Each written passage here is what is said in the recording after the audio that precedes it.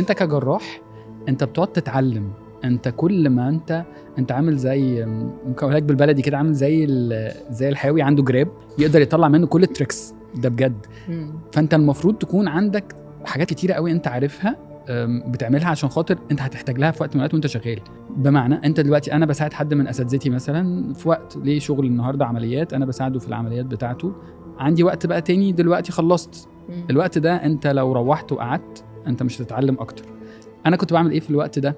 انا كنت بساعد دكتور تاني وتالت ورابع، كل الناس اللي شغاله في الوقت انا كنت شغال بتعلم بشتغل بأسست عشان اتعلم، عشان اعمل المدرسه بتاعتي انا في الشغل. فده كان على حساب ايه؟ وقت كتير جدا انت مقضيه جوه الشغل وجوه المستشفى في الاوقات اللي ما بين العمليات والكلام ده كله انا كنت بذاكر.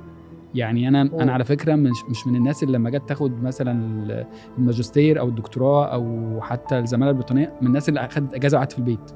ما كانش فيه اللكجري في تايم انك تعمل ده. اولا لا فاينانشالي كان الموضوع يسمح انك تاخد اجازه وتقعد، ولا حتى كعلم ووقت انك تضيع ده في انك حاجات عايز تتعلم فيها.